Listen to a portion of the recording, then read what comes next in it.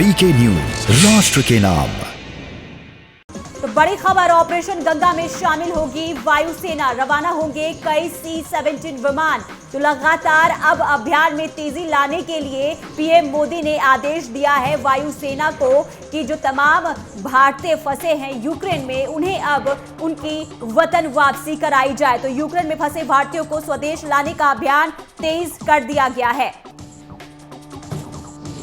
और हमारे साथ प्रफुल्ल बख्शी जुड़ चुके हैं फोन लाइन पर, उनसे बातचीत करते हैं। प्रफुल्ल जी, जिस तरीके से प्रधानमंत्री नरेंद्र मोदी ने अब वायुसेना को भी जोड़ लिया है, किस तरीके से इस अभियान को देखा जाए? देखिए, अगर भारतीय वायुसेना को इंस्ट्रक्शन मिली है प्रधानमंत्री की, तो इसका मतलब है मामला सीरियस है। पर ये C-17 जो मास्टर जो जा रहा है, वो यूक्रेन से जिस तरीके से इवैक्यूएट करेगा, उसका पूरा का पूरा कोऑर्डिनेशन यूक्रेनियन गवर्नमेंट और यूक्रेनियन डिफेंस फोर्सेस के साथ में किया जाना चाहिए, क्योंकि ये वॉर जोन है और जहाज को खतरा हो सकता है। तो पूरी की पूरी एहतियात बरतनी होगी। यूक्रेन को इसका पूरा का पूरा जिम्मेवारी उठानी होगी कि अगर ह्यूमैनिटेरियन एड प्रोग्राम्स के तहत एयरक्राफ्ट आ रहे हैं, रेड क्रॉस के एयरक्राफ्ट या इवैक्यूएशन एयरक्राफ्ट, तो उनकी सेफ्टी उनकी जिम्मेवारी बनती है।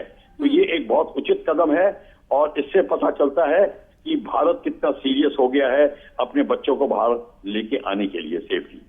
और बिल्कुल, और अभी जो है यूक्रेन की राजधानी कीव में एडवाइजरी भी जारी कर दी गई है कि जितने भी भारतीय वहां पर फंसे हैं वो आज ही जो है जल्द से जल्द वहां से अपने घर को लौट आएं। तो इसे किस तरीके से देखा जाए? क्या अब जो है युद्ध वो काफी भयंकर होने वाला है? क्या अब ये युद्ध भयंकर रूप लेने वाला है? भाई, युद्ध तो भयंकर रूप लेगा ही। अगर युद्ध होगा तो भयंकर रूप होगा, क्योंकि ammunition and arms and ammunition इस्तेमाल होंगे, एयरक्राफ्ट इस्तेमाल होंगे, टैंक्स, तोपें इस्तेमाल होंगी, तो युद्ध तो भयंकर बनेगा, उसमें तो दो राय नहीं है। इस समय अब ये क्लियर इंस्ट्रक्शन होनी चाहिए कि यूक्रेन गवर्नमेंट को सबसे पहला कदम उठाना चाहिए, world red cross, red crescent bodies के साथ कोऑर्डिनेट करके अपनी रेड क्रॉस को एक्टिवेट करके बॉम्ब शेल्टर्स, अपने no war zones, IDP camps, refugee camps, इनको बनाएं और उनकी अपनी फौजों को इंस्ट्रक्शंस दें कि ये नो वॉर जोन है, इनमें प्रॉपर सेफ्टी हो, और जितने स्टूडेंट्स हैं, सिविलियंस हैं, उनको इकट्ठा करके अपनी निगरानी में उनको सेफली रखें, और जब इवैक्यूएशन हो तो उनकी निगरानी में इवैक्यूएशन हो। ये सबका कोऑर्डिनेटेड मामला होना चाहिए, ना कि सिर्फ कि हाँ आप अपने बच्चों को उठा के ले जाइए और कोई क्लियर इंस्ट्रक्शन ना हो। और बिल्कुल, जिस तरीके से ये एडवाइजरी जारी की गई है, उससे क्या लगता है कि आज के आज ही रूस जो है वो कीव पर कब्जा कर लेगा? हाँ, हो सकता है। अब एग्जैक्टली टैक्टिकल बैटल तो हम मॉनिटर कर नहीं रहे, तो हमें पता नहीं चलेगा कि किसकी फोर्सेस कहाँ पहुंची हैं। पर जिस तरीके से कार्रवाई हो रही है, हो सकता है या और भयंकर बमबारी स्टार्ट हो जाएगी। अगर भयंकर बमबारी स्टार्ट होगी तो जो शेल्स हैं, जो बॉम्ब्स हैं, वो शहर में गिरने शुरू हो जाएंगे, कोलैटरल डैमेज बढ़ेगा, ना चाहते हुए भी वो सिविलियंस को मारने लग जाएंगे। ये काम बड़ा खतरनाक मामला हो जाएगा।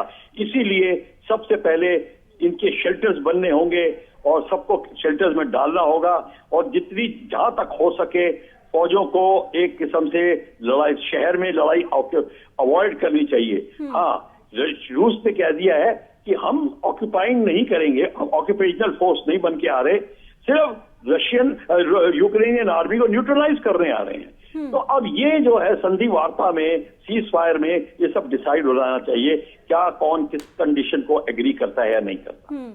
चलिए, बहुत शुक्रिया प्रफुल्ल बख्शी जी तमाम जानकारी के लिए। तो आपको बताएं कि लगातार जो है जिस तरीके से अब ऑपरेशन गंगा के अभियान को तेज किया गया था, इसमें अब जो है भारतीय वायुसेना भी उतरेगी। तो बड़ी खबर, देश का पहला 24/7 digital news channel VK news, राष्ट्र के नाम।